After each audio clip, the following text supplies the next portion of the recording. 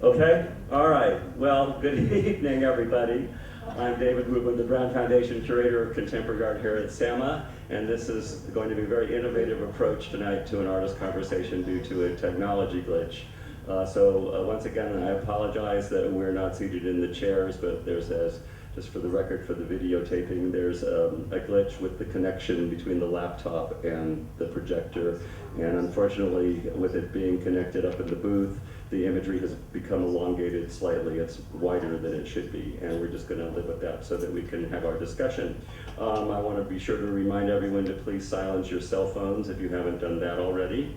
I want to thank the sponsors of this evening's program, Billy and Wendy Atwell, for their generosity in supporting this conversation.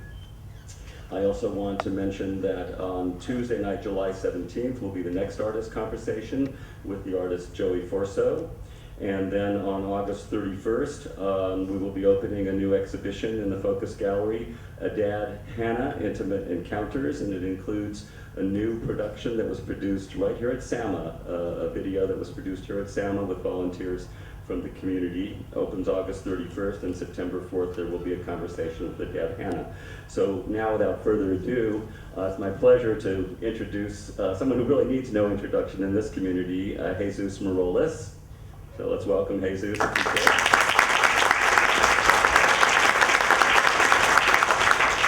And let's go. I'm just going to have to say next frame, please. So next frame, please.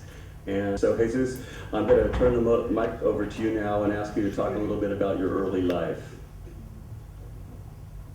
Welcome, everyone.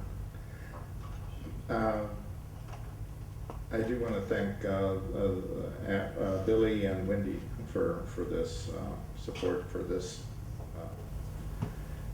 The top photo there is actually my grandfather, my father's father, with the oxen, and he was a farmer. And my parents there are on the right, which are down here actually, and that's me over on the bottom left.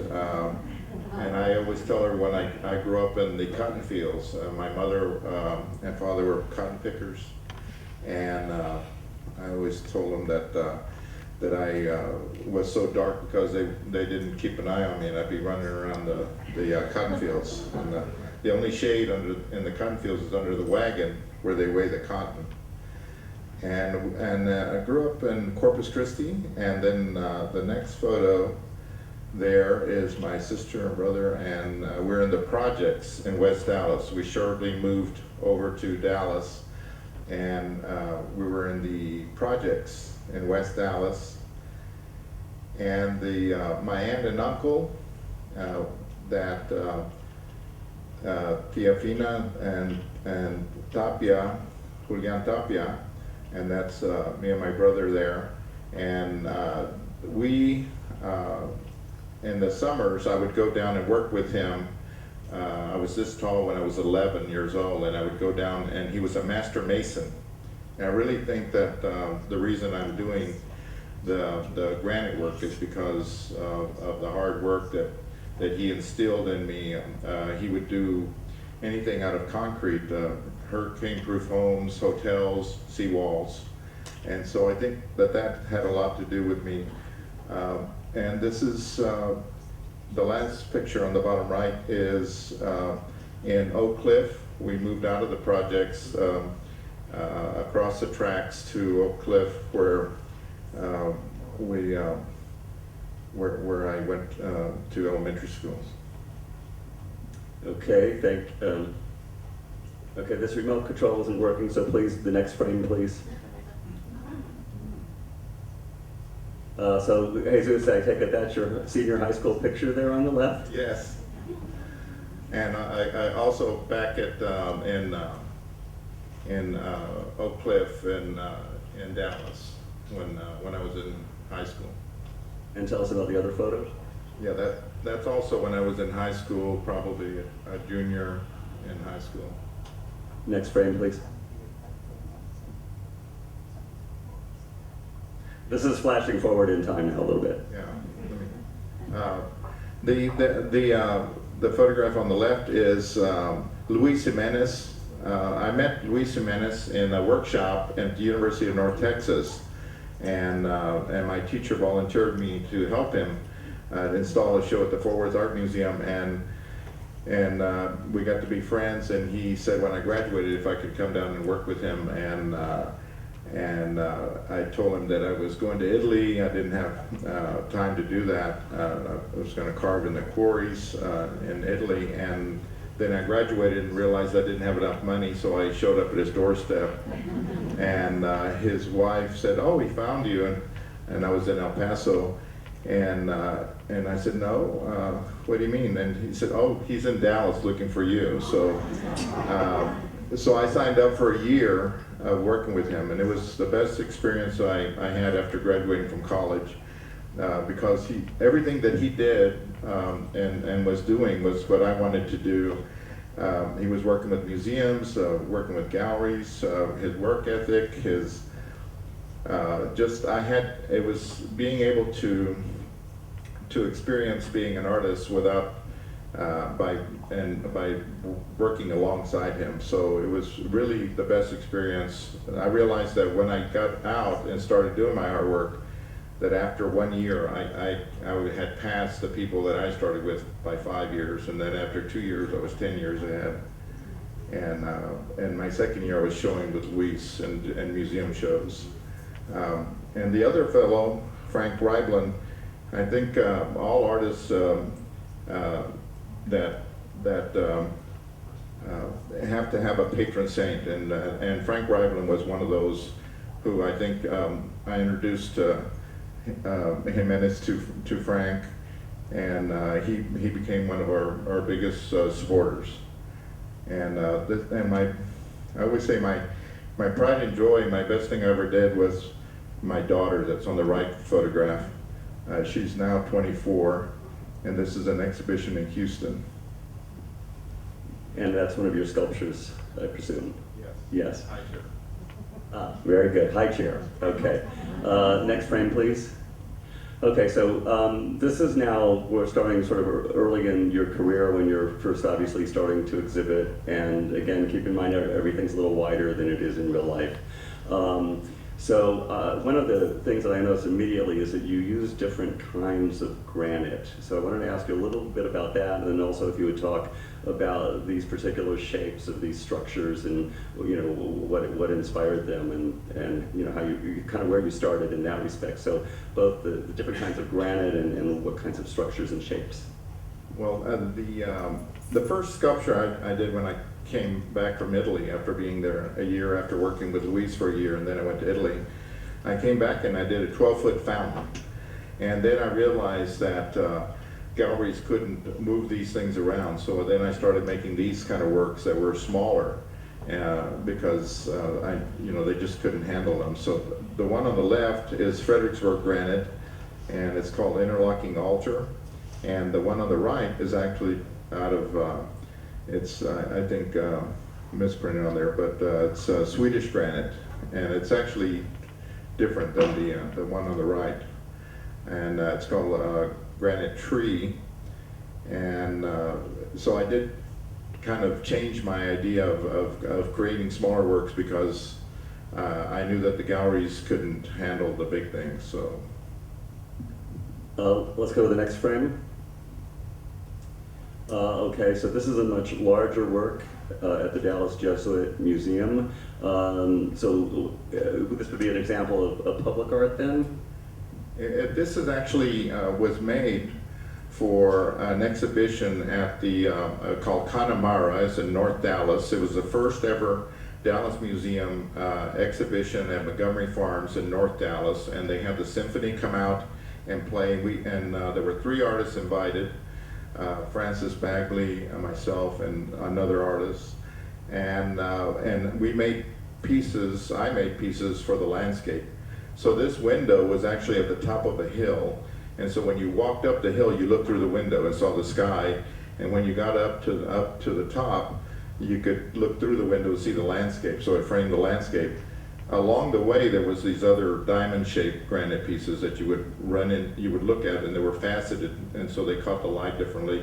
And then I had, in between, I had a granite bench that you would kind of you could stop in halfway up the hill. So it was really kind of my first, I always wanted to start out by doing big things, and it was an opportunity after my first year to do some big things. And this ended up being bought by my patron and given to the school, Jesuit school, in Dallas, and now is in the front of their school and is used as their mascot for the school. It's a window of opportunity, window of education, window to the world. So when you started making works of this scale, did you need a crew of assistants? I know you certainly have a substantial crew today, and what kind of processes were involved in making a work like this and installing it? Well, this is all done by myself. For the first few years, I did it all myself, and so this was one of those. And the prior ones, anything before 1983, and including 1983, was I did myself.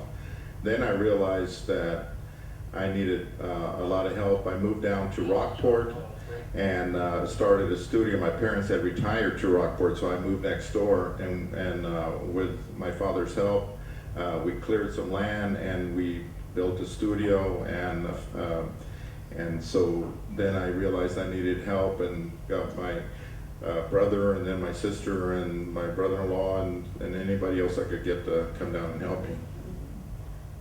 Okay, the next frame. Okay, so two of these I guess are outdoor and one is indoor. And once again, okay, Texas granite, Oklahoma granite, like what's the difference, first of all? And then tell us about these shapes. The difference, well, I haven't found any soft granites. You know, they're all hard. The only difference is the color and the size of the matrix. So for outdoor things, I like to do things that have a larger texture, so you can see the shadows. And so I stay away from finer, you know, like Georgia gray granite is the finest granite we have in the United States, but it's so fine that it just looks so, doesn't have any texture to it when you carve it. And I always like to say that I don't carve granite, I tear granite. And that's, it's like when you tear a paper and you get that deco edge.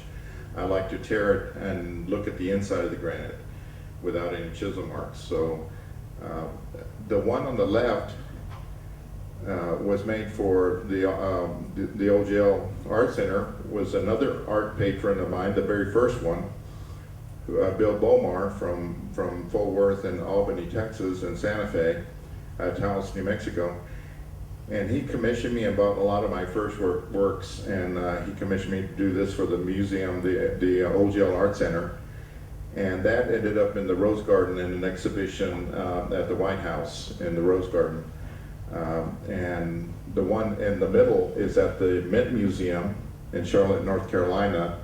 And the one on the right is in front of Caltech House over here in Las Colinas. It was a commission, one of my early commissions for Trammell Crow. Okay, next frame, please. Granite Sun, again, Texas granite. Did you work predominantly with certain granites and eventually sort of expand the vocabulary of the types of materials you would use? This is my favorite granite. The Fredericksburg granite is... Because in your book, sometimes it's identified as Texas, sometimes it's identified as Fredericksburg, so it is the same if it says Texas or Fredericksburg? Texas, it is Texas granite from Fredericksburg. Then it's the same. But Texas granite from Marble Falls, which is the pink granite, and there is no marble in Marble Falls. They call this pretty rock that they discovered when they discovered the town, and they called it Marble Falls. And then once you started working it, they realized early, you know, that it was granite. So there is no marble in Marble Falls, but Fredericksburg is my favorite granite. It just has a very earthy, you know, feeling to it. And in terms of planning a work like this, how much time do you spend making drawings or sketches, or what is your process in actually developing a work? Well, one thing is I don't use computers, for a reason. But I actually draw these things on the ground and on paper and sketch them, and actually we fill in the spaces. I actually get a stick and tie on a big crayon and actually drag it around the ground, and so I'm very hands-on. It's not never use a computer, and that there's a reason for that, because when I was drafted into Vietnam, I was forced into doing computer work for the Air Force, and when I got out, I said I wasn't going to do any more computer work, and so I had kind of a resistance to it, and I still have a problem even getting my emails and things, because I just hate the idea of it. But so I'm very, it's better to just call me on the telephone. Okay, next frame, please. Okay, so there seems to be an evolution, I think, I'm noticing in a lot of your work there's sort of stacked, things that seem to be stacked, and then there seems to be something holding them together in the center. How did you sort of develop this format? Like, these look like they could have started with a cubic structure and then you broke up the cube. Is there a process you go through in that regard? The one on the left is that Georgia gray granite that I was telling you about, that is very fine particle. You can see kind of, but these are all one piece of granite. And so I've always kind of tried to work with the stone, and I like to look at it, and then I decide what to do to it after living with it. Sometimes I can just pick them up and I know exactly what to do. And sometimes it takes years, and I'll walk by the piece and then I'll go, oh, now I know what I want to do. And then sometimes I just start working one corner of it, and by the time I get to the other corner, it's done. So it's a process, but these are, they started out kind of like the one on the left, and then they went to the one in the middle, and then I wanted to open up the middle one, and it became like the ones over here, and then to the point to where I would take everything off and it would just be the skeleton. So I've gone, I would go back and forth. I work in a series, so you'll see different shapes like this, and different colors and different sizes and proportions, and always looking for the right perfect sculpture. So you'll see something like this, but it'll be different. The next frame, please. Okay, now this is actually very eccentric compared to some of the things we've seen. The more organic form, it looks architectural, and then you're also contrasting textures and patterns in this moonring facade. Now, there was another work I noticed called moonring as well. How did you sort of develop these titles or categories? Again, it's basically just working with the material, and the ring refers to the half circle that's there, and the facade. I imagine these being very big, and I've actually realized some of these 30 feet tall, and so I always imagine myself walking through these things, so that's why I call them facades. Let's go to the next one. Okay, so this is interesting because when you plan an installation, such as this one from a traveling exhibition, your individual pieces don't just stand alone, but they actually have a conversation with all the other sculptures. And of course, Brancusi, I can think of Brancusi and other historically sculptors who did that, but how important is that to you in terms of when you create a larger installation? This is actually set up to take a photograph for an invitation. So the pieces never were exhibited like this. So this exhibition was at the Houston Fine Arts, at the Brooklyn Museum, at the Chicago Contemporary, was at the LA County. It went around to major museums. So they had a lot of space. They had entrance pieces, and so every time it was different. So, but but they did kind of speak to each other. One thing about what I see here is that you can start to see that I don't like pedestals. You know, you can see that, like you were just saying, that it's like Brancusi, you know, the base is made into the piece, so it's not an added on thing. So that's kind of what I see here. The piece on the right ended up at the Smithsonian National Museum of American Art. The other thing is that we are going to see, I mean, it's interesting that you did this just for the photograph, but we will see as your career progresses that you do start creating works that are very installation in format. So let's keep going to the next one. Okay, so this is called Lapstrake. For those who don't know what that means, why don't you tell us about it? I was working in, the very first Lapstrake was in Waxahachie, where I had my studio for the first few years, in an old 100-year-old granite monument company. And I was working on a piece, and the fellow that owned the place came by and said, "Wow, that looks like Lapstrake." And I said, "What is Lapstrake?" You know, and he commenced to tell me that that Lapstrake is like, you know, when you lap things together like a floor, like a wooden floor, you don't butt all the wood together like this. You layer it so it laps over, so it's stronger, and the seams don't all buckle up in the middle like this. And so also the strata of the earth, you know, it's like layers, and so I thought it was really appropriate. So I coined the word after him. My good friend Rod Montgomery from the Montgomery Monument Company in Waxahachie.